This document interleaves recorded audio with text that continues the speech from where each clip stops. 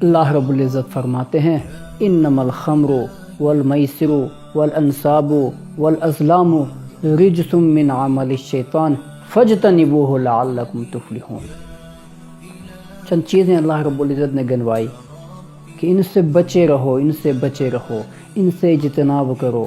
انما الخمر، سب سے پہلی جو چیز اللہ رب العزت نے بتلائی وہ ہے خمر، شراب۔ اللہ رب العزت نے اس سے منع فرمایا، اللہ رب العزت نے منع فرمایا۔ اس کی بڑی خباثتیں ہیں، اس کے بڑے نقصان ہیں۔ سب سے بڑا نقصان تو یہ ہے کہ انسان کو ماں بہن کی تمیز نہیں رہتی، انسان کو پتہ نہیں چلتا کہ وہ کیا بک رہا ہے، اس کو پاکی ناپاکی کی تمیز نہیں رہتی۔ بیوی، بیٹی، ماں، بہن کی اس کو تمیز نہیں رہتی۔ اس سے بڑھ کر دوسرا جو نقصان ہے نشے کا، شراب کا، وہ یہ ہے کہ انسان کی اپنی صحت اس سے خراب ہو جاتی ہے۔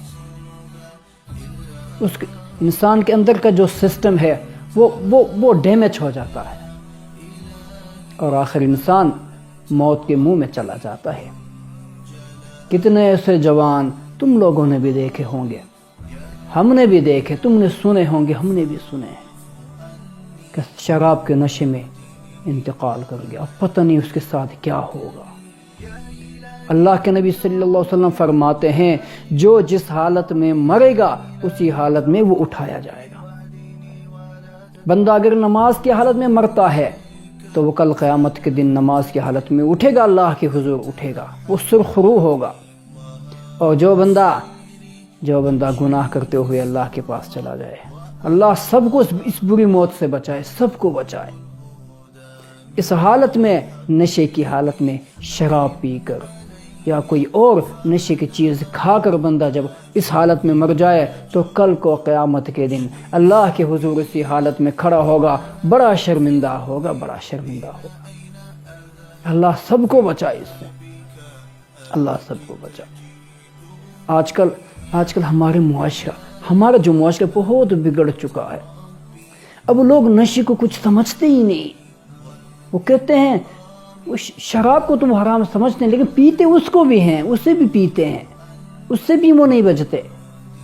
لیکن اس کے علاوہ جو اور نشے کی چیزیں ہیں، آپ چرس کو لے لیں، چرس، افیون، انجیکشن لگاتے ہیں، پاؤڈر، ڈرگ جس کو کہتے ہیں، وہ استعمال کرتے ہیں، اور نشہ آور گولیاں استعمال کرتے ہیں۔ وہ اس کو حرام سمجھتے ہی نہیں، وہ کہتے ہیں وہ حرمت جو آئی ہے احادیث مبارکہ کے اندر یا قرآن کے اندر جو حرمت آئی ہے وہ تو شراب کی آئی ہے۔ دیکھیں ہر نشہ آور چیز حرام ہے، کل مسکر خمر و کل خمر حرام۔ حد اوسط گرا دو تو نتیجہ نکل آتا ہے کہ کل مسکر حرام، ہر نشہ آور چیز حرام ہے۔ ہر وہ چیز جس کو کھانے کی صورت میں یا پینے کی صورت میں یا انجیکشن کے ذریعے لگانے کی صورت میں انسان اپنا عقل کھو بیٹھے، اس کو پتہ نہ چلے کہ وہ کیا بک رہا ہے، وہ کیا کھا رہا ہے، وہ کیا کر رہا ہے، تو وہ حرام ہے، وہ حرام ہے، وہ حرام ہے، اس سے اجتناب لازم ہے۔ اب دیکھیں چرس، ہمارا معاشرہ 10 سال سے لے کر 80 سال تک کا بوڑھا، 10 سال کا بچہ، 80 سال کا بوڑھا، اور سب چرس پی رہے ہیں، اس کو کچھ سمجھتے ہی نہیں ہیں۔ ہمارا معاشرہ بگڑ چکا، نوجوان بگڑ چکے، ہمارے بڑے بڑے بگڑ چکے، نشے کے عادی بن گئے، اور جس چیز سے اللہ نے روکا تھا اس کو وہ حلال سمجھنے لگے۔ کئی لوگ خود میرے پاس آ کے کہتے ہیں کہ مولوی صاحب کیا چرس حرام ہے؟ میں نے کہا ہاں جی حرام ہے۔ کہتے ہیں کیوں حرام ہے؟ کیوں حرام ہے؟ وہ کہتے ہیں ہم چرس پیتے ہیں، ہمیں نشہ آتا ہی نہیں۔ تو وہ کہتے ہیں کہ جس کو نشہ ہو، جس میں نشہ وہ چیز حرام ہے، اور ہمیں تو نشہ ہوتا ہی نہیں۔ اب تمہیں نشہ ہوگا کیا؟ خاک نشہ ہوگا تمہیں؟ پورے زندگی تم نے اس کو پی کے اپنے جسم کا حصہ بنا دیا، اس کو اپنا خوراک کا حصہ تم نے بنا دیا، اب اس کا اثر ہوتا ہی نہیں تم پر۔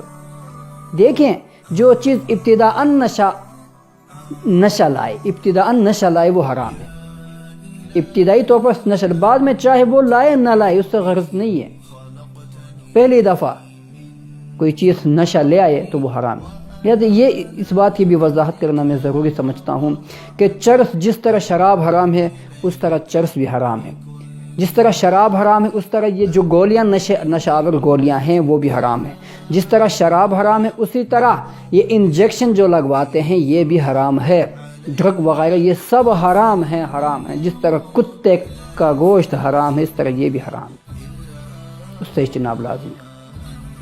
اور بڑے تعلیم یافتہ لوگ، بڑے اچھے لوگ شراب پیتے ہیں، اچھے لوگ چرس پیتے ہیں، ان کو حیا نہیں آتی، ان کو دیکھتے ہمارے چھوٹے بچے بھی بگڑ گئے۔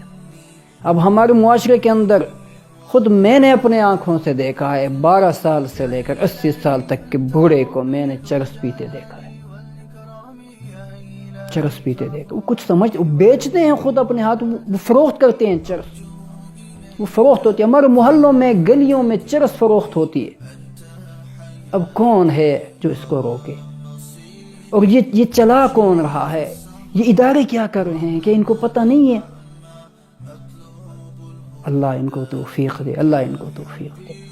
دیکھیں اللہ کے نبی صلی اللہ علیہ وسلم فرماتے ہیں، مسند احمد کی روایت ہے، اللہ کے محبوب صلی اللہ علیہ وسلم فرماتے ہیں کہ اللہ رب العزت نے اپنی ذات کی، اپنی عزت کی قسم کھائی ہے، اللہ رب العزت فرماتے ہیں کہ میرے بندوں میں سے جو بھی بندہ شراب کے جتنے گھونٹ پیے گا اس کو جہنمیوں کی پیپ جو غلاظت ان کے بدن سے جہنم کے اندر نکلے گی، جتنے گھونٹ وہ شراب دنیا میں شراب کی گھونٹ پیے گا اتنے ہی گھونٹ گندگی کی اس کو پلایا جائے گا۔ اور جو بندہ مجھ سے ڈرتے ہوئے شراب چھوڑ دے تو اللہ رب العزت فرماتے ہیں اس کو جنت کے حوض میں سے پانی پلائے گا۔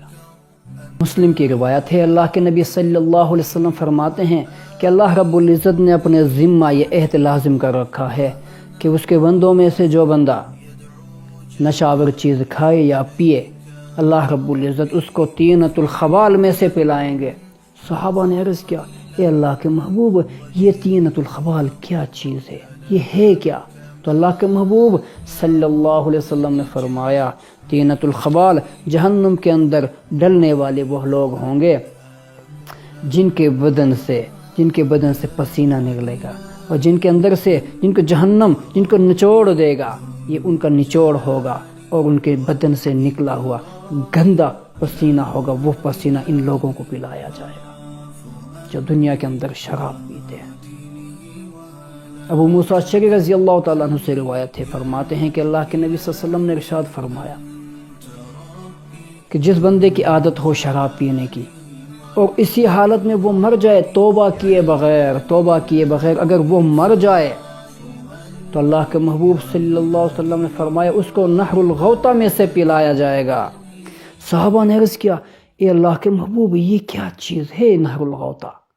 تو اللہ کے نبی صلی اللہ علیہ وسلم نے فرمایا کہ وہ عورتیں جو دنیا کے اندر زنا کیا کرتی تھیں، جو زناکار تھی، بدکار تھیں، وہ عورتیں جب جہنم کے اندر ڈال دی جائیں گی تو اللہ کے نبی صلی اللہ علیہ وسلم فرماتے ہیں کہ ان کی شرمگاہوں سے ایک ایسا نہر جاری ہوگا بدبودار غلاظت سے بھرا، تو وہ جو پانی نکلے گا، جو نہر ان کے شرمگاہوں سے نکلے گا، وہ غلاظت بھرا پانی لوگوں کو پلایا جائے گا جو شراب کے عادی ہیں اور توبہ کیے بغیر مر گئے۔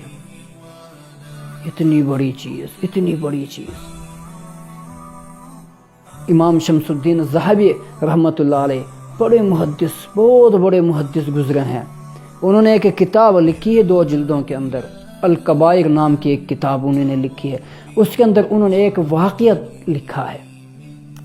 لکھتے ہیں کہ ایک استاد تھے جو حدیث پڑھاتے تھے، ان کے پاس ان کا شاگرد آیا کرتا تھا جو ان کے پاس حدیث کا درس لیتا تھا ان سے۔ کئی دنوں تک جب وہ مدرسے نہ آیا، جب اس کی غیر حاضریاں معمول سے ہٹ کر ہوئیں، تو استاد نے پوچھا کہ وہ طالب علم کیوں نہیں آ رہا ہمارے مدرسے میں، درس میں کیوں نہیں حاضر ہو رہا؟ تو اس کو بتایا گیا کہ استاد جی وہ بیمار ہیں، تو ان کے عیادت کو چلے۔ جب ان کے پاس پہنچے بڑا عبرت آموز واقعہ ہے، غور سے سنی اس کو۔ لکھتے ہیں کہ جب وہ استاد وہ شیخ اپنے شاگرد کے گھر تشریف لے گئے، ان کے پاس جا کے بیٹھے، حال احوال پوچھا تو دیکھا کہ وہ اپنی آخری حال میں ہے، جانکنی کے حال میں ہے، وہ اس کی روح پرواز کرنے والی ہے۔ تو استاد اس کے پاس بیٹھتے ہیں، اس کو کلمے کی تلقین کرتے ہیں کہ بیٹا کلمہ پڑھو، لا الہ الا اللہ محمد رسول اللہ، اشہد ان لا الہ الا اللہ اشہد ان محمد عبدہ ورسولہ۔ جب استاد اپنے شاگرد کے پاس بیٹھ کے اس کلمے کی ورد کرتے جا رہے ہیں، ورد کرتے رہے، بالآخر اس شاگرد نے کہا اپنے استاد سے کہ استاد، کہ میرے استاد جی آپ مت پڑھیے، یہ مجھ سے نہیں پڑھا جاتا۔ اور ایسے کلمے اس کی زبان سے نکلے جو صریح کفری الفاظ تھے، اور جب وہ کفری الفاظ اس کے زبان سے نکلے، اس نے کہا میں بیزار ہوں ایسے کلمے سے، مجھے ایسا کلمہ نہیں پڑھنا۔ یہ کہتے ہی اس کی روح پرواز کر گئی۔ استاد بڑا مغموم ہو گیا، شیخ بڑے غمگین ہو گئے، روتے ہوئے اپنے گھر کو لوٹے، اپنے خانقاہ کو لوٹے، روتے ہوئے سو گئے۔ جب رات کو دیکھا کہ فرشتے اس نوجوان کو، اس طالب علم کو پاؤں سے پکڑ کر منہ کے بل گھسیٹ کے جہنم کی طرف لے جا رہے ہیں۔